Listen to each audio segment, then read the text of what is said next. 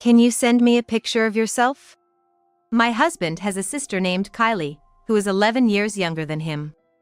I knew that my husband adored her very much, but when I saw their messages, I felt a chill down my spine.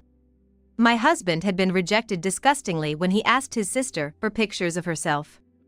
Despite that, he suddenly expressed his desire to take a day off work to go back to his parents' house just to celebrate his sister's birthday. Worried about his sister's well-being, I decided to accompany him, and then my husband blurted out something unbelievable. "Want to take a shower together?"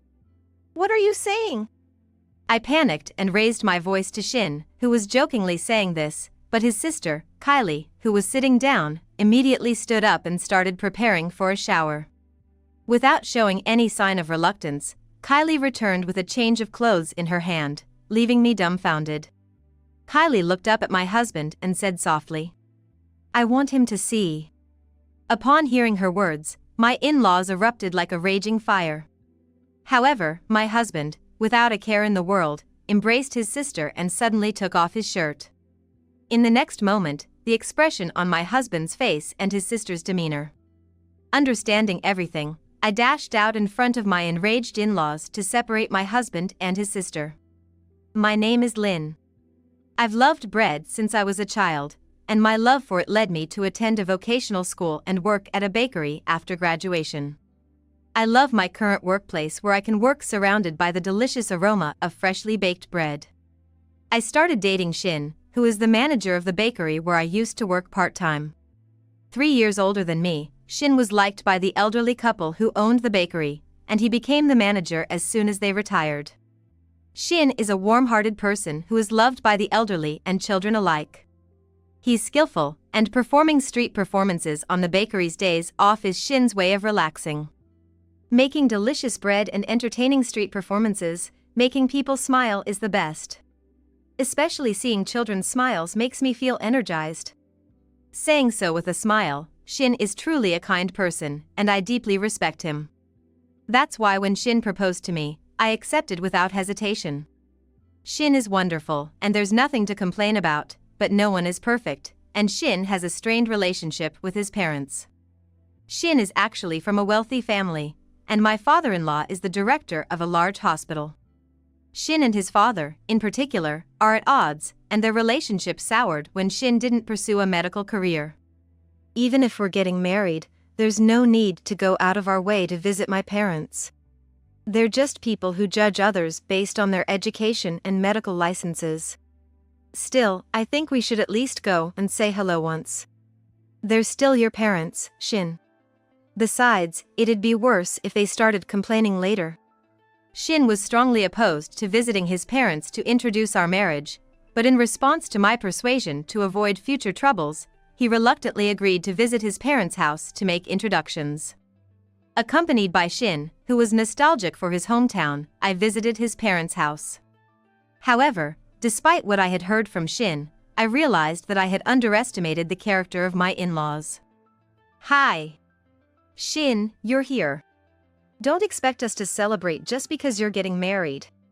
Just being our child is a disgrace." As soon as we arrived, my mother-in-law said this to Shin, and I felt uneasy, but Shin was searching for my father-in-law with an indifferent expression. For Shin, being spoken to like this by his mother was a daily occurrence. Actually, my mother-in-law is my father-in-law's second wife and not Shin's biological mother. Whether it's because he's not her biological child or for some other reason, her attitude toward Shin was cold from the start. As I caught a glimpse of that, feeling a pang in my chest, my father-in-law, who seemed grumpy, appeared from the back room. "What's this loser coming here for now? I won't lend you any money. I'm not here to mooch off you. I told you I'm here to say hello because I'm getting married. I don't care. You're here for nothing." While talking boredly, my father-in-law sat down on the sofa, unfolded the newspaper, and didn't even glance at me and Shin. The housekeeper, Summer, who greeted me at the entrance, appeared with a tray of coffee, but my mother-in-law glared at Summer. "You're wasting coffee, aren't you? You'll leave soon, so put it down." "I'm sorry." In response to my mother-in-law's cold voice, Summer hurriedly retreated. Shin sighed softly and said, "Once I've greeted Kylie, we'll leave, to my in-laws in the awkward atmosphere of the reception room and then headed out into the hallway. As we followed, Shin headed down the hallway towards the back room. Kylie is Shin's younger sister, who is quite a bit younger. She's just 11 years old. Despite the age gap, Shin dotes on her a lot. Apparently, Kylie has always admired Shin since she was a child. When we entered Kylie's room, Shin knocked and called out to her. After a while, Kylie peeked out, her eyes widening at the sight of Shin before quickly averting her gaze. "Hey, long time no see." "Hey, Kylie. Been doing okay?" "Not really. Kylie, I'm getting married. This lady here is gonna be my wife. Be nice to her, okay? It'd make me happy." "Nice to meet you, Kylie. I'm Lynn." Shin and I spoke with smiles, but Kylie didn't meet our gaze and kept her head down. Quite different from what I had expected. Suddenly, we heard footsteps approaching down the hallway. Turning around, we saw Shin's mother standing there with a fierce expression. "Don't talk for too long. If your nonsense rubs off on Kylie, how are you going to take responsibility? We just met again after a while, can't we talk a bit?" "Right, Kylie." "Well, that's out of the question. Kylie, go study in your room. I didn't say you could come out freely." With a sharp word from her mother, Kylie nodded without a word, closing the door without responding to Shin's call. After the awkward visit to my in-laws was over, I apologized to Shin. "Sorry, Shin. I didn't expect your parents to be like that." "It's okay. What you said was right, and I don't really mind. More importantly, I'm a bit worried about Kylie's condition. Kylie was a bit different from what I expected when we met. I thought she'd be a brighter child. Maybe Kylie's going through that age too. She wasn't like that before." Shin seemed a bit lonely as he said that, but Kylie's behavior was indeed strange, and Shin started acting a bit strange from that day on. After visiting our parents' house, Shin's phone started receiving messages from Kylie. We had no reservations about checking each other's phones and occasionally using each other's phones to access subscriptions that only the other used. At a moment when Shin had left his phone unattended as usual, I intended to use it to watch a video when a message from Kylie popped up. I instinctively opened the app and accidentally stumbled upon the chat app, realizing that Shin was frequently exchanging messages with Kylie. I casually asked Shin if he was still in touch with Kylie, knowing about their exchange. But Shin didn't elaborate on it. I became curious and started sneakily peeking at Shin's messages with Kylie using a method that wouldn't leave a record in his chat app. One day, while Shin was taking a shower, I borrowed his phone and checked his messages with Kylie, only to come across a shocking message. There, Shin had asked Kylie, "Can you send me your picture?" "What's this about?" My head went blank for a moment, and my heart started pounding unpleasantly. With trembling fingers and a sensation of cold sweat, I checked Kylie's reply, which said she found it creepy and refused to send a picture. Feeling shaken, I hastily returned Shin's phone to its original place, trying desperately to maintain composure.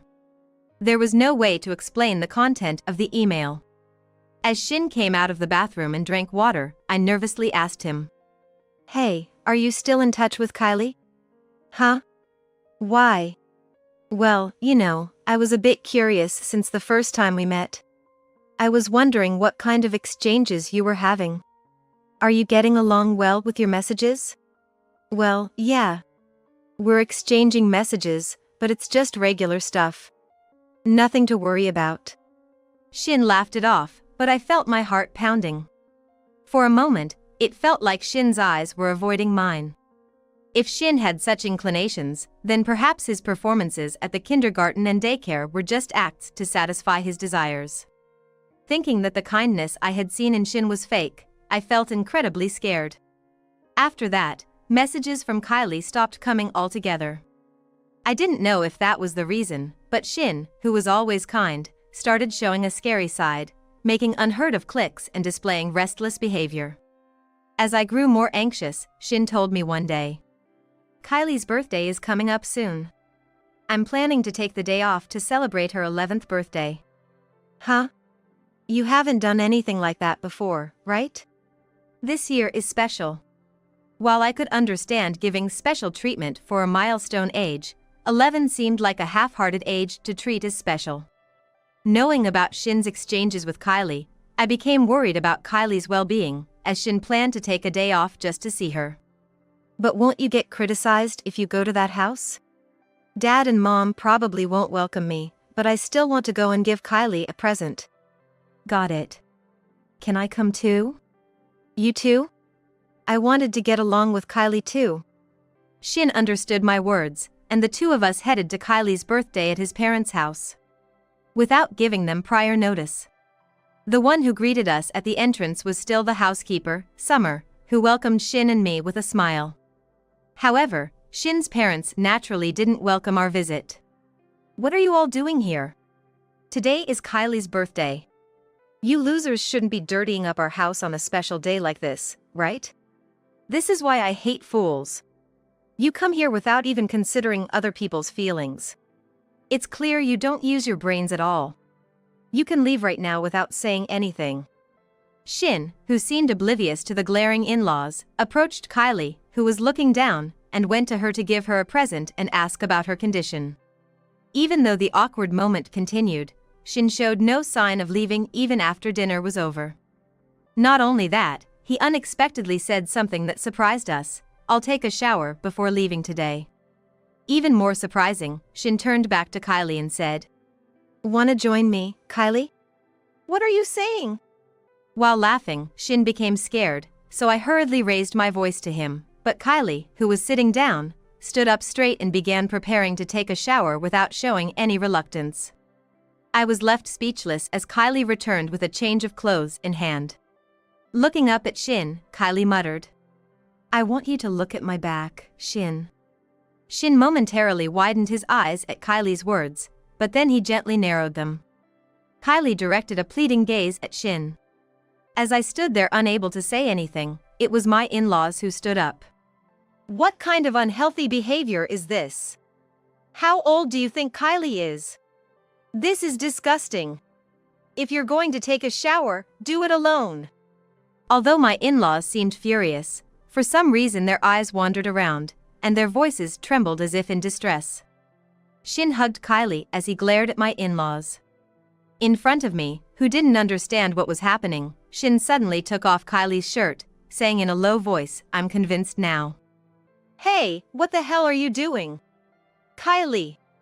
Get away from that man right now." My father-in-law and mother-in-law's anger escalated, and they lunged to separate Shin and Kylie. However, I sensed Shin's intention and intervened between my in-laws and Shin to keep them apart. "Stop it! Aren't you the ones who should step back? What are you saying as an outsider? A foolish wife is indeed foolish. Why should we be the ones to step back in this situation? That's because we've figured out what's going on." When I turned around, Kylie's back was covered in numerous bruises and abrasions. Some were fresh while others were in the process of healing, indicating that they were daily injuries. Bruises on the back aren't something you get every day just from falling. "I'd like a satisfactory explanation for the bruises on your back. What's going on, Dad, Mom?" In a threatening tone, Shin demanded answers from my in-laws, who exchanged glances before starting to make excuses with forced smiles. "I can't believe you're suspecting us of doing something like that. We would never do such a thing. She must have been bullied at school or something." "That's right. She is smart, so she's envied by others. You wouldn't understand, being at the bottom of the barrel." Although what my in-laws said was hardly believable, if she was bullied at school, that would be a major problem in itself. "Kylie, did you really get bullied by your school friends?" Looking into Kylie's eyes and asking, she timidly shook her head and sent a frightened look at my in-laws. With Shin patting her head, Kylie spoke up as if she had made up her mind. "I was beaten by Mommy and Daddy every day. They said I had to get a good grade on the test." According to Kylie, whenever her grades dropped slightly at school, or if another child scored higher than her on a test, her parents would go into a rage. "Kylie, I thought you were a little smart, but it seems like you didn't receive enough guidance. You have to become a doctor. Study harder. Don't ever play again. You got bad scores because you slacked off, didn't you? You're actually a capable kid, so you shouldn't slack off. If you don't want to feel pain, study harder and harder. Under the yelling of my in-laws, Kylie apparently received punishment at every opportunity. Exposed by Kylie's testimony, my in-laws turned pale. Shin sent a contemptuous look at my in-laws. Do you think the director of a major hospital would be amazed to hear about this? Do you enjoy beating up your own daughter? She's still in elementary school. I don't know anything. Kylie is lying. We shouldn't take the word of a child. That's right. Where's the evidence that we're abusing her? Kylie just hates studying and is saying nonsense. My in-laws denied everything completely, leaving me speechless. I became anxious about whether anything could be done based solely on Kylie's testimony. But then, a savior appeared. If you need evidence, I have it. Please listen to this. Summer, who seemed to have been listening outside the room, held her phone in her hand. In front of my stunned in-laws, Summer operated her phone and started playing a recording. It was the voice of my in-laws routinely abusing Kylie. What's this score? Do you think you can become a doctor like this? Study harder. Daddy, stop it. It hurts. Don't talk back. Why are your test scores dropping? Come here for a moment. Mommy, I'm sorry. Please stop. I'll get a good score next time, I promise. Obscene remarks and Kylie's cries and screams that made you want to cover your ears. As I grimaced at the painful recording, my father-in-law started laughing loudly. That voice might not necessarily be ours. It's ridiculous. If that's what you say, then I have something that might trouble you. There's also a video. Summer said so and played the video this time. In the face of undeniable evidence, my in-laws fell silent, and Shin began to speak the truth. Shin had noticed something was wrong with Kylie's condition when he came to my parents' house to ask for our hand in marriage. He tried to ask Kylie directly, but my mother-in-law interfered, so he asked Summer to let him know if anything happened to Kylie. Kylie was forbidden from having a phone because it would interfere with her focus on studying. Feeling sorry for Kylie and Shin, Summer lent her phone to Kylie. All the messages from Kylie that arrived on Shin's phone were sent from Summer's phone. However, when Kylie tried to send the image of her back she took in the mirror to Shin, unfortunately, her mother-in-law happened to see it at the wrong time. She noticed that Shin and Kylie were exchanging messages and, in order to cover up the abuse, she impersonated Kylie and replied to Shin with disgusting. The reason Kylie's replies stopped wasn't because she had a distaste for Shin, but rather because her mother-in-law had caught her, resulting in even stricter surveillance from her than before. Shin, feeling the pressure of not understanding Kylie's current situation, took a drastic step by crashing the birthday celebration to participate. I knew Lynn was worried about us. Sorry for keeping quiet. I didn't want to worry Lynn about family matters. Shin said to me with a wry smile, shaking my head in disbelief at myself for suspecting him. Summer, if you betray us, you'll be fired. Got it? My father-in-law said mockingly, but Summer retorted with a firm attitude. Before being a housekeeper, I'm also a parent. This kind of thing won't be tolerated. My parents-in-law were speechless at Summer's words. Afterwards, Shin promptly reported this matter to Child Protective Services. They took the situation seriously, also reporting it to the police. The audio and video recordings secretly taken by Summer became decisive evidence, leading to the arrest of my parents-in-law. Of course, my father-in-law was stripped of his title as the director of the big hospital. Their misdeeds were even covered in the news, receiving massive backlash. Even if they were released, they couldn't regain what they had been proud of, and they could never return to their previous way of life. Summer quit her job as a housekeeper because she didn't have any backup plans, so Shin scouted her to work at our bakery. Summer gladly accepted the proposal, and now she works happily with us at the bakery. Kylie decided to be taken in by Shin and me. Initially shy, Kylie focused only on studying, but I invited her to various forms of entertainment. Kylie apparently had only been studying under the strict surveillance of her parents-in-law. Of course, studying is important, but it's also important in life to have the ability to enjoy oneself. While watching movies and dramas together, Kylie found things she liked. She made friends at the new elementary school she attended, and she said she could talk to them every day about her favorite movies. Shin seemed relieved to see Kylie enjoying age-appropriate activities. Kylie apparently developed a dream. "I want to work at your bakery in the future. I'll make even tastier bread than Shin," Kylie said with a radiant smile, loving the bread Shin makes. Lately, she's been trying her hand at bread making by imitating what she sees. Originally intelligent, Kylie is enthusiastic about her research on bread making, even proposing new menu items. "I'll have to work hard as the manager too," Shin said with a smile, baking bread today as well. Shin undoubtedly brought a smile to Kylie's face. "My husband is truly someone I can respect from the bottom of my heart." With Shin and Kylie around, I feel like I can overcome any difficulty. A cute cat, beautiful flowers, a beautiful princess. Mandy and I filled the blank notebook with all kinds of drawings. "I'm such a clumsy, ugly, and slow girl. It's no surprise if my parents abandon me," she mumbled emotionlessly. Hoping that she would learn to love herself someday, I kept on drawing, filling the page, while sitting next to her. There was a wonderful story waiting for a child unloved by her real parents. My name is Nicole. I'm 36 years old, working in administration at a small company. I married my husband, Scott, who is 2 years older than me, 5 years ago. Although Scott is a man of few words, he is kind, and a husband I am proud of, trusted by those around us.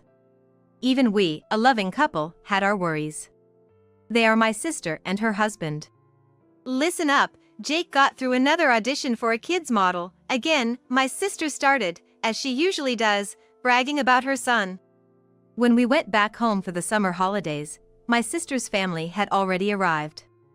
As expected, she started boasting about her son immediately. "It's getting busy again, it's so tough." Well, it can't be helped. Jake is like a prince out of a storybook, handsome, smart, and excellent in sports, my father at home replied to my sister's remarks. Jake seemed very proud, too. Jake, who had just turned 5, has a face and tall figure that anyone would say is good-looking. Considering that he's smart and good at sports, I can understand why they want to brag about him. It does get a bit tiresome hearing them boast about their son every time we meet, but I guess that's just how it is. My sister patted Jake's head and quickly glanced at the corner of the room. There was her other child, sitting on the carpet, drawing. Mandy, who is 7 years old. Even though Jake is so excellent, it's really troublesome that she is so slow. That's true. My sister's husband also laughed, agreeing with my sister's inappropriate comment. Feeling sorry for Mandy, who continued drawing without changing her expression amidst such treatment from her parents, I couldn't help but intervene. "Why don't you guys teach her? Or maybe enroll her in a gymnastics class?" "No way. It's a waste of time and money on such a slow child." My usually silent husband, who had been quietly sipping his tea, perhaps feeling sorry for Mandy, moved closer to her to peek at her drawing. "Mandy, is that a princess you're drawing? You're really good at this. You can tell you've never raised a child." "Any 7-year-old can draw that," my sister replied. "Sis," I exclaimed, glaring at her. She snorted in response. "What's the point of drawing pictures? They won't earn you money in the future. It's a world of difference compared to Jake, who's already making money as a model." Saying that, my sister started lovingly stroking Jake's head again. My heart ached when I thought about how Mandy must feel, watching this emotionlessly. Every time we meet my sister and her husband, we are subjected to this sight. My sister and her husband dote on Jake, who is capable and cute, and boast about him everywhere. On the other hand, Mandy is subjected to their harsh words because they see her as incapable. The difference in the time, effort, and money they spend on them is as clear as day and night. From my perspective, Mandy is also cute, and whenever we visit, she kindly helps Grandma. She's a gentle and wonderful child. However, it seems like my sister and her husband are completely blind to Mandy's charms. My husband and I only step in when things go too far, but my sister and her husband jestingly say, "Well, we could give our daughter to you. You're struggling to have your own kids, aren't you?" In such a targeted way, my sister knows how to throw words that hurt me the most. Yes, my husband and I don't have any children. We've wanted children and have been undergoing infertility treatments since we got married. However, no matter how advanced the treatments we tried, I never became pregnant. Eventually, we reached our physical, emotional, and financial limits and stopped treatment before our relationship became strained. That's probably why I'm so concerned about Mandy, who is neglected by my sister and my brother-in-law. If my sister doesn't want her, I've thought many times about actually taking her in. My husband, too, finds Mandy's situation pitiful and has offered to adopt her if that's what I want. However, it's also important whether Mandy herself wants to be raised by us. My mother has also worried about Mandy and thought about adopting her a few times.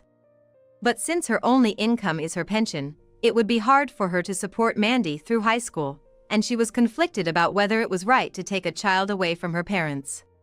One day, while I was wrestling with these thoughts, my sister and her husband crossed a line. One chilly autumn evening, when I came home from work, Mandy was standing at the door of our apartment. "Mandy! What's going on? Where's your mom?" "I'm sorry." Mandy was hugging her backpack tightly and looking down. I couldn't quite comprehend the situation, but I was worried she would catch a cold, so I invited her in while holding her trembling shoulders. Once I had given her some warm hot chocolate, Mandy began to open up little by little. Apparently, her brother Jake had a modeling job in New York over the weekend, and my sister and her husband had gone with him. But they said it would be a waste of money for travel expenses and homework to take Mandy, so they left her at my place without telling me. That's awful. Unable to contain my anger, I cursed at my sister's utter lack of maternal instincts. "It's because I'm ugly and useless." Mandy looked down as she said this. "That's not true, Mandy. You're a sweet and lovely girl." Even as I tried to comfort her, Mandy just shook her head. Seeing my small niece so dejected and denying her own worth made me want to cry. When my husband came home, he was, of course, furious with my sister and her husband. Despite our attempts to reach my sister by phone and email, she responded unilaterally, "I'll pick her up on Sunday," and then hung up. I can't understand how someone can treat their own child, who they brought into the world, so shabbily. Despite waiting for me to come home from work since the afternoon, standing in front of our apartment all by herself. Despite how cold and scared she must have been in her small body. Despite waiting patiently without crying. "Mandy! Let's play with Uncle. We'll play a lot." My husband, his hands shaking with rage, forced a smile and spoke to Mandy. I decided I was going to do anything and everything that would make Mandy happy. That being said, Mandy, who had lived a life oppressed by my sister and her husband, seemed hesitant to accept our offers. She carefully spread the notebook she brought in her little backpack on the desk and spent hours drawing. So we decided to draw pictures with Mandy, spreading our notebooks next to hers. Then, Mandy started glancing at my drawings. "What's that?" "Huh? It's a cat." "What?" Mandy's eyes widened. My husband burst out laughing when he saw my drawing. "Hey, a cat? Not a monster?" "A monster. It's a cat. A genuine cat." Protesting to my too rude husband, Mandy gave a small chuckle. Involuntarily, my husband and I exchanged glances. "See, even Mandy is laughing at you. Mandy, draw us a real cat." "What?" "Mandy, this is a cat, right? It looks like a cat, doesn't it?" Mandy couldn't stop laughing. Maybe she found our interaction with our cat hilarious. Mandy's smile, which we saw for the first time, was so cute that both my husband and I were hooked and started laughing as well. After that, we drew a lot of pictures together. Mandy seemed to find my drawings hilarious and laughed at whatever I drew. I was drawing quite seriously, though. Through the drawings, Mandy gradually opened up to us and told us about her favorite foods and her dream of becoming a comic book artist. "That's a wonderful dream," I told her, and Mandy shyly smiled. Then late on Sunday night, my sister appeared, grinning from ear to ear. Seeing my sister, Mandy's face turned expressionless again. "Wow, even though Jake is only 5 years old, he's doing great as a model and even the photographers have been praising him. He might make his debut in showbiz soon. Come on, Mandy, time to go." Without even looking at Mandy, my sister harshly pulled her by her thin arm. Is this how she treats the daughter she left behind? Unbelievable. Truly unbelievable. Angered, I grabbed my sister's arm and took Mandy back. Huh? What? Apologize. Huh? Apologize to Mandy. At my words, my sister shook her head as if she was flabbergasted. Oh, are you sympathizing with Mandy again? It can't be helped, you know, it's tough when you have 2 kids. Well, you wouldn't understand, seeing as you don't have any. Even without kids, I can see that you're the worst parent in history. Huh? Perhaps she was very pissed off at being talked back to. My sister's face turned red, her eyes wide open, and she began ranting and raving, spitting all over. You're such a failure, can't even have kids. That's right, I'll give Mandy to you. She's too much trouble for us. Maybe 2 failures can get along well, eh? Her vulgar laughter echoed throughout the house. Mandy was looking down, tightly holding her skirt. Seeing that, my anger that had been accumulating for the past 3 days exploded. I had thought that I shouldn't separate a parent and child. I thought that there might be a bond of love that I, who don't have children, can't understand. But I was wrong. I should have separated them sooner. This woman is not a mother, not even a human being. Even if Mandy forgives her, I will not. I looked up at my husband who was standing next to me. As if he felt the same way as me, he gave me a big nod. So, I smiled at my sister. Thank you. Huh? You're giving us Mandy, right? We will gratefully accept her. Huh? My sister was dumbfounded, her mouth agape. Of course, Mandy also looked up at us with her eyes wide open. We'll come to pick up Mandy's belongings tomorrow. Please let your husband and Jake know as well. Eh? Wait. I threw my stunned sister out of the entrance and locked the door with a click. I sat down to match the confused Mandy's gaze and spoke to her gently. Mandy, would you like to live with your aunt and uncle? Huh? You see, dear, your aunt loves you very much and wants to spend every day drawing pictures with you. Mandy hugged her backpack, which contained a cherished notebook, tightly. Can I draw every day? You won't get angry? No, we won't get angry. Let's draw a lot together. I gently stroked Mandy's small head. Mandy looked down and thought for a while before giving a small nod. After that, my husband and I actually took Mandy in. It seemed like my brother and his wife didn't think we would genuinely want to take Mandy. They probed us with suspicious eyes, as if they thought we had some ulterior motive. But when they realized we were serious, they were relieved and quickly let go of Mandy. They seemed to only care about their son, Jake.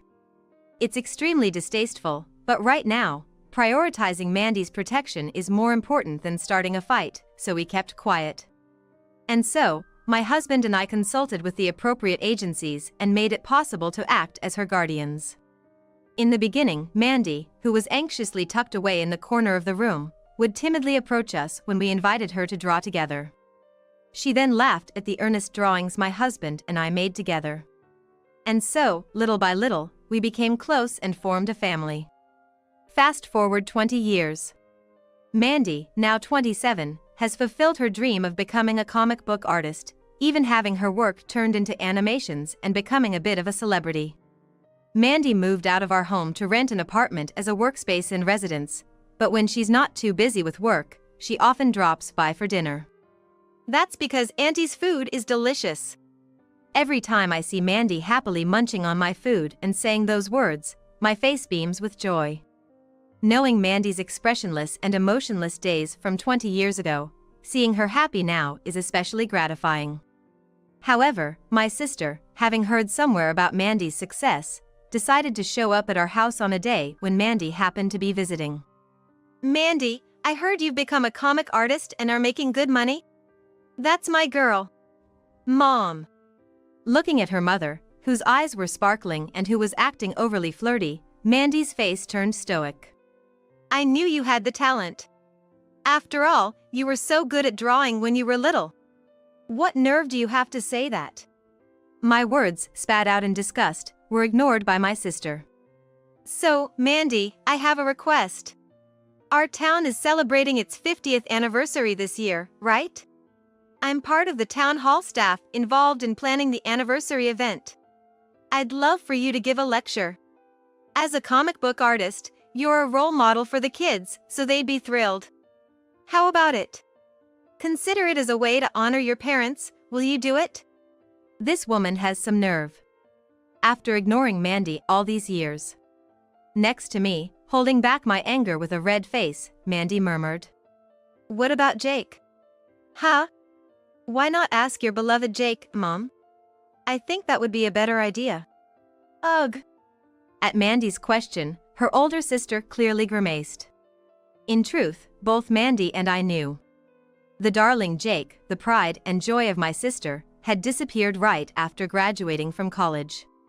Even as my sister and her husband searched for him frantically, they couldn't find any clue of his whereabouts. In other words, they were abandoned by their precious Jake.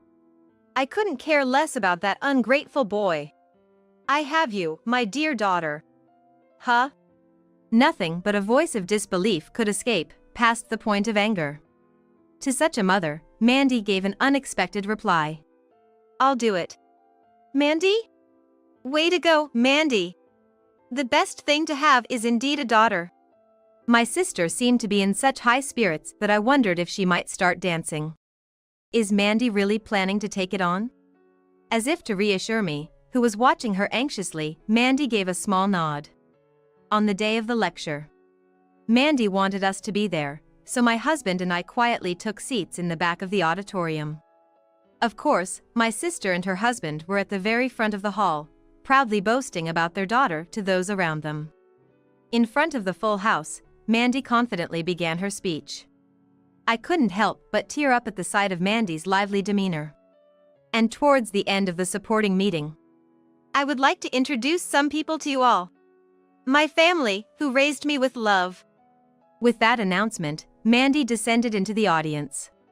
Mandy. My sister and her husband stood up as if moved, ready to greet Mandy. However, Mandy completely ignored them and walked past. She came all the way to where we were seated in the back. This is Uncle Scott and Aunt Nicole, who took me in after my mother abandoned me. Mandy. Mandy looked at us and gave us a warm smile. That's a good one. Just like a cartoonist, what a funny joke. Yes, that's right. Look, Mandy, your beloved mom and dad are over here. With their faces distorted, my sister and her husband were desperately calling out to Mandy, but Mandy ignored them splendidly. My parents provided me with food and a place to live, but that was all.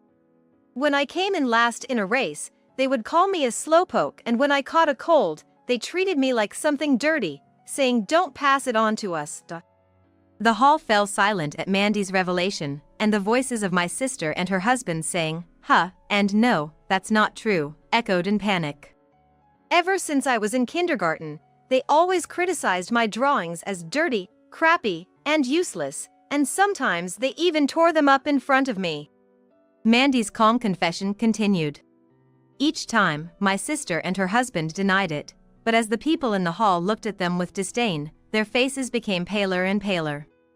Leaving such parents alone, Mandy faced us. The people who took me in, a child not loved by her parents, were Uncle Scott and Aunt Nicole. The gaze of the audience turned to us. Uncle Scott and Aunt Nicole praised my drawings a lot. They bought me many notebooks and pencils, and drew a lot with me. On my birthdays, they prepared my favorite meals and cakes, and when I had fights with my friends, they worried with me about how to make up. Even without receiving any child support from my parents, They supported me to go to a specialized school so I could turn my love of drawing into a career. Therefore, I am here today thanks to Uncle Scott and Aunt Nicole. We haven't done anything special. We just cared for Mandy as if she were our own daughter. Yeah, for you folks, cherishing a child is a given. But there are parents who even abandon their own flesh and blood. I respect and love my aunt and uncle, who cared for me so deeply, from the bottom of my heart. At Mandy's words, my vision blurs with tears. My heart swells with warmth. There were times when I worried about whether we could make Mandy happy after adopting her. Whether it was right to separate her from her real parents. But Mandy standing in front of us is proof. We were able to become a real family. Thank you for raising me. Thank you for supporting my dreams. Because you two loved me so much, I've learned to love myself. I'm so happy to be part of your family. Mandy. Unable to hold back, I pull Mandy into a hug, and her slender hand gently strokes my back. My husband looks up, trying to hold back his tears. The entire venue is enveloped in tears and applause, echoing our sentiment. In the midst of this, my sister and her husband sneak out of the venue. Naturally, their reputation takes a huge hit afterwards. The news spread quickly throughout our small town, and apparently my sister quit her job out of fear of being seen and has been cooped up at home all day. My sister's husband, who used to be an active member of the PTA and bragged about his parenting skills on his blog, was humiliated. His son, who he had bragged about so much, was nowhere to be found. His daughter, who had established herself as a comic artist, exposed his misdeeds, which were then spread by her fans' blog. The blog was heavily criticized, and he was scorned both at work and in the community. Because my sister quit her job first, her husband couldn't quit his job either. Under the stress, my sister doesn't do anything, just stays at home all day, and they seem to be having loud arguments late into the night, to the point where neighbors have had to call the police multiple times. Well, when their daughter disappeared, the neighbors had already noticed that something was wrong with that family. Meanwhile, their son Jake, who has gone missing, is actually traveling the world as a backpacker. Jake, who was the recipient of all his parents' love and expectations, was subjected to their interference in every aspect of his life, including his career choices and friendships, and had a stifling childhood. Naturally, whenever he had a girlfriend, they would immediately interfere, so he was fed up. Then he met an older female backpacker, and he left the country with just a backpack to follow her. The reason I know this is because Jake would occasionally visit our house since high school to interact with his sister, Mandy. He had been worried about Mandy, who had been kicked out because of him, and he said that both Mandy and Jake were victims of their parents. Although his parents think he's missing, in reality, whenever Jake returns home, he visits our house and leaves gifts and stories from his travels. Every time I see the two of them happily chatting, I vow to never tell their parents. At the beginning of the month, I bought a magazine featuring Mandy's comic. Sometimes in Mandy's comics, the protagonist's clothing has patterns that are illustrations of our cat, which Mandy and my husband call a monster. I tell her to stop because it's embarrassing, but Mandy just laughs and says, "It's a drawing by the artist I respect most in the world." Well, I can't help but laugh and say, if the cutest daughter in the world says so, I guess it can't be helped. I can't stand single-parent households, especially those with only the mother. They live easy lives off of tax exemptions and welfare benefits, all courtesy of the government. The owner, with his unilateral prejudice, blames us without even understanding the country's system. But I know who you really are. My name is Lisa. A 37-year-old woman who received a jar full of earthworms and pill bugs from my young daughter for my birthday, with her saying, "It's a gift for Mom." They were all collected from our backyard. I was happy with her love, but how should a mother who dislikes bugs deal with this? Just like me, you like bugs in your childhood, but in the future, I bet you'll faint at the sight of these. Of course, I couldn't voice these thoughts. Parenting is a daily struggle. Such words hit home. It's deeply moving to think that my mother might have felt the same way raising me. I don't have a father. I was told he started a new family elsewhere right after I was born. thanks to him, I don't even remember what my father looks like.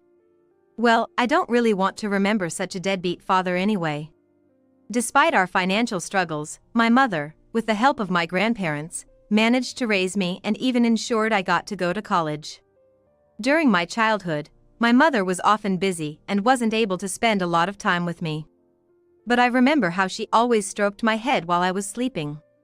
No matter how much gratitude I expressed to my mother, it's never enough. So, when I received my bonus in the 3rd year of employment, I decided to treat my mom to a fancy French restaurant meal for her birthday. Didn't I do it with my first paycheck, you might ask? Well, to my embarrassment, I was working in a low-paying job and was barely managing to pay my rent for my apartment room. There was no bonus in the first year, and in the second year, I was overwhelmed with training new employees and had barely any time. In the 3rd year, I finally had enough breathing room to spend time with my mother, and I was excited to celebrate her birthday. And so, came my mother's birthday. I think we should dress up for the occasion, I said to my mother, giving her a fashionable dress, and we headed out for the meal, both of us dressed alike. The restaurant interior was very classic and modern, and my mother said, "Wow, this place is gorgeous," a bit excited. A young waiter across the counter greeted us with a welcoming smile, saying, "Welcome. What can I get you?" His overly energetic response slightly intimidated my mother and me. It felt like we were in a diner. I thought a fancy French restaurant would have a more relaxed atmosphere. We have a reservation under Thompson, for 2 people. I believe we had ordered course meals. All right. Let me check the reservations. Just a moment. With that, the waiter began to check the reservation list where he was making notes. My mother and I exchanged a look. Without saying a word, we both felt a slight unease. Is this place really all right? All right, Thompson. You ordered the special course. We have reserved a private room for you. Please, take your seats. Okay. We couldn't help but feel anxious from the waiter's words, but we headed towards the private room. The place was a spacious room with city view, which promised a leisurely time without the need to worry about the passing hours. I had a feeling it was indeed a high-end restaurant, judging by the decor. Well, we came all this way, and even if the waiter's manners aren't quite up to par, the meal must be delicious. I decided not to worry too much and enjoy myself. Or so I thought. What? My mother let out a small cry as she just took a seat, which made me instinctively yell, "What happened?" I think I stepped on something down the table. What? Taking the place of my startled mother, I peeked under the table. There, believe it or not, was a quite big piece of squid, fallen. Was it a leftover of previous guest? It looked a bit dried out, maybe it had been there for a while. I was taken aback and said, "You. What's this?" not expecting a cleaning lapse at such a high-end restaurant. Seems like a piece of food fell. It's not a rat or anything, so you don't have to worry. I started to say I don't really want to sit here, but swallowed my words. Was it better to cancel our reservation and go somewhere else since it's a special occasion like a birthday?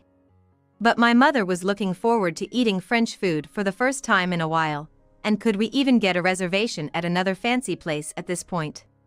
As I was pondering these thoughts for a few seconds, the sliding door swung open, and the waiter from earlier appeared, saying, "Wow, we got a couple of beauties here. How old are you? Got a boyfriend? I'm gonna take your drink orders now." The waiter, all smiles, seemed completely unaware of his inappropriate behavior, prompting our drink orders, and I was left contemplating whether to leave. This was the only chance to flee. Excuse me, but there's a piece of food under the table. I decided to bring up the restaurant's failure first since there could be a cancellation fee if we cancelled on the day. Even high-end restaurants are run by humans and mistakes are bound to happen. So I brought up the cleaning issue, rather a slightly apologetic one, assuming they wouldn't charge a cancellation fee once they realized their own fault. Or so I thought. Oh, our dad, well, the owner. It's only the owner and me working here, so these things happen occasionally. But rest assured, our taste is first-rate. The response was a surprising brush-off. And this man, he wasn't just a waiter, he was the owner's son. What kind of upbringing did he have? He didn't speak politely or show any consideration. Well, I don't think it's about whether you're running this place just two of you or not. Anyway, what's your relationship? Huh? We're mother and daughter. Oh, your father's not with you? We're a single-parent family, but I don't think that's relevant right now. Before I could finish my complaint, he interrupted me. Huh? A single-parent family? Yes. He let out a sigh and held his head. Just wait a moment. Dad. Leaving the sliding door open, he went off to the back where the owner was presumably preparing meals. After a short while, the owner and the son came back to us. This woman, tempting men and even having a child irresponsibly. The owner pointed at my mother with his chin and said this as soon as he started speaking. The unexpected words left me and my mother bewildered, not knowing what he was talking about. I really can't stand single-parent families, you know. Women playing around with men, getting married on a whim, popping out a kid, and then divorcing at the drop of a hat. And on top of all that, they soak up all sorts of support from the government as the vulnerable. It's just unbelievable. Disgusting parent and child. Sorry about that. My dad here, he hates single-parent families the most. He apologized for his father's words, but his face was full of smirks, showing no signs of sincere apology. Wait, why do we have to listen to your baseless accusations? What do you know about my mom? She didn't become a single mother or give birth to me out of some frivolous circumstances. In my frustration, I raised my voice. My mother gently tugged at my arm. Come on, let's go home. Looking back now, I should have taken her advice and left the store without a word. But I was so upset by the harsh words directed at my mother, I blurted out to the owner, apologize. The fact that we might lose our deposit seemed insignificant given my fury. I was livid, perhaps even rash. Shut your trap. This isn't your place to make a scene. He roared, and with all things, he was not targeting me but grasped my mother's collar tightly, attempting to drag her out of the restaurant. In response to my mother's scream, I yelled, "Stop it," and tried to block his path, but was brushed aside. My mother stumbled, the high heels she was excited to wear for the first time in a while slipped off, and the tips of her stockings tore. In her desperate struggle, her neatly arranged hair came undone. Let go of my mother. My mother too struggled fiercely, her hand accidentally hit his glasses, knocking them off.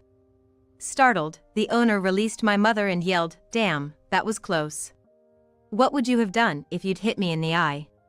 My mother was completely terrified, clutching onto me with trembling hands. Seeing her state, her son scoffed, "You're a mess," and took out his phone to snap a picture. Truly an incorrigible father and son. I just hate single parents. Especially single mothers who claim that they are socially vulnerable and need support. That's the worst. It's outrageous that single parents are exempt from making Social Security contributions. If they worked hard, they wouldn't need any help. Single mothers who don't even properly pay their taxes should get out. They're a national disgrace. This man spewed his excessively biased beliefs and outrageous arguments at us, and even attempted to kick my mother. I protected her just in time, but the very thought of him trying to kick an elderly woman with frail bones was horrifying. By the way, my mother never used any of those Social Security contribution exemption benefits that he so despised, available to single-parent households. Back then, she wasn't knowledgeable about administrative matters, barely aware of such things. She never intended to rely on such systems and had just worked relentlessly. It wasn't the first time we've heard sarcastic remarks like single-parent households get a lot of exemptions, right, from those who misunderstand the situation, but this was the first time we faced such harsh abuse. In addition to financial struggles, there's plenty of discrimination and public scrutiny for being a single parent. Unfortunately, there aren't many people who understand that. We were frequently looked at with prejudice and disdain since my childhood, and I thought I had become used to it, but it was truly frustrating to encounter such a situation, especially on a day when I wanted to make my mother happy. Why should we have to listen to such words from people like these? I stared at the face of this man, whose glasses I had knocked off, and suddenly remembered the incident that day. You're the one who needs to get out. Huh? The man and his son were taken aback by my sudden counterattack. Why do I have to leave? The man asked. His son then grinned and said, Dad, you didn't do anything wrong, did you? His son was really nonchalant. It seemed like he thought I was bluffing. Just you wait. I didn't answer his question, but instead took out my phone. Hello, is this the police? I'm the one who gave a witness statement about a theft the other day. Yes, that's right. I'm calling because the suspect is at Bon Appetit on 2nd Street. The police said they would immediately head to the scene, and I ended the call. Theft, the owner of the restaurant paled and yelled, Don't make up stories. It's not a made-up story. You broke into a house nearby the other day, didn't you? I thought I recognized your face, and when I thought about it, you must be the burglar from that time. That's right, just about 2 weeks ago, when I went to a friend's house, I witnessed a man running away with belongings from a nearby house. I told the police about his features in detail, and they even created a sketch of him. The culprit had broken into the vacant house of a wealthy elderly person and stolen cash from a dresser before fleeing. He hasn't been caught yet. He was wearing glasses in the restaurant, so I didn't recognize him immediately, but I had the feeling that I had seen him somewhere before. When my mother scuffled with him and his glasses came off, and he glanced at us, I was certain he was the burglar. I don't know anything about it. I didn't do anything like that. The moment the man yelled, a police officer came from the nearby police station and surrounded him in no time. Let's hear what you have to say, the officer said, ignoring the man who was shouting, This is nonsense. You take back your statement. I'm not the criminal. If that's the case, why not go to the police station and prove your innocence? If you haven't done anything wrong, you won't get arrested. This has nothing to do with that. When the owner started shouting loudly, a police officer stepped in between us, suggesting calmly, Why don't you come down to the station, just as she suggests? Shut up. The owner raised his voice and made a threatening gesture at the officer. Interfering with an officer in the performance of our duties, smiled the female officer. Just like that, the guy was restrained by the officers, his arms held firmly at his sides. If he was really innocent, he should have just compiled and gone to the station. Now he's added another charge to his sheet. What an idiot. You were repeating remarks that look down on single mothers. I just want to make something clear. My mother paid her dues just like everyone else. She was a tough lady, worked in construction operating heavy machinery amongst men when she was young. She fought her way through a male-dominated world to raise me. She deserves respect, not your judgment. At the very least, I don't want to hear it from a lowlife who breaks into people's homes. As I said this with a smile, the guy was livid, but with 2 burly officers standing beside him, there was no chance of causing a ruckus. His son looked baffled throughout, only able to utter, What's going on? The owner was then taken to the station and we were questioned. Well, Mom's birthday celebration was ruined, so I made it up to her later by taking her to a nice traditional French restaurant. It seems that the owner used to run the restaurant with his wife. But once their child became an adult, his wife told him, It's hard being treated like an employee both at home and in the restaurant. I want to live my life freely from now on, and they ended up divorcing. The owner's bitter attitude towards single-parent families, particularly single mothers, seems rooted in a twisted resentment towards his ex-wife. He thought that without a man working, a woman can't even raise a child. She's been leeching off me and then has the nerve to leave. From what I heard, his wife used to manage the restaurant while carrying their child on her back, and he was the type who'd yell, Quiet down. Shut that kid up, when their child cried. Probably, she managed to balance both work and parenting on her own, while he didn't help at all. The owner was bossy and arrogant, believed that he did everything and that they were able to live thanks to him. Hearing all this, I thought to myself, no wonder she wanted a divorce. After the divorce, for some reason, the restaurant started losing customers gradually. Perhaps it was due to lack of cleaning or subpar customer service. I remember that when we visited, there were no other customers. To maintain its reputation as a luxury French restaurant, he couldn't just drop the prices, and attracting new customers also didn't work out. The business was steadily going downhill. He should have hired someone, but for some reason, no one stayed for long.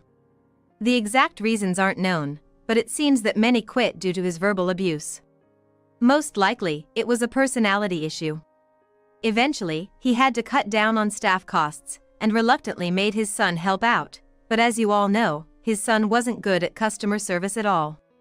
He frequently caused troubles with customers, causing even more to leave.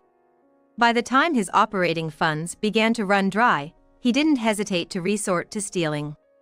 Apparently, he'd burgled once before when he was a student, and got away because there were no witnesses. Having gotten a taste of it, he easily slipped back into thieving, and it was his second offense when I caught him in the act. The fact that I remembered his face was a huge help, and the police were really grateful for it. After that, his restaurant naturally went out of business. He might be out of jail now, but I haven't seen him around here. I've heard he originally borrowed money from some shady sources and even made his son a guarantor without his son's knowledge. Well, I suppose his son, who we also don't see around anymore, is probably not leading a good life either. Meanwhile, I resigned from my job because it was a kind of a dishonest company. Having gained a certain level of career experience, it was a job change for the sake of career advancement. I was in sales at a company that creates web advertisements, and since the COVID pandemic, remote sales have increased. As a result, I'm spending more time with my 5-year-old daughter. Seeing me like this, my mother once remarked, "You really want to be with your child when they're small, don't you?" It made an impression on me. Honestly, as a child seeing my always busy mother, I often thought, maybe mom cares more about work than me. But now I'm glad to know that she wanted to be with me even though it took a long time to realize it. By the way, I met my husband at my new sales job after switching companies. He even used that French restaurant for business entertainment at one point. When I told him about what had happened there, he was surprised, saying, "I stopped using it because there were fewer customers and the service was arrogant, but I didn't know that was going on." It was a somewhat famous restaurant, and I don't know if it's appropriate to call this a shared topic, but our conversation became lively and he invited me to a French restaurant he recommended, which led to us dating. Ironically, that restaurant was like a Cupid for our love. Despite everything that happened, I'm a bit grateful to it. Before getting married, I worried about being judged for not having a father. But my in-laws didn't mind, and my husband values my mother. I'm glad I've been living earnestly and working hard every day. Reflecting on the lesson from that French restaurant, I want to teach my daughter, who will shape the future, to value each person in front of her because you never know what connections life will bring.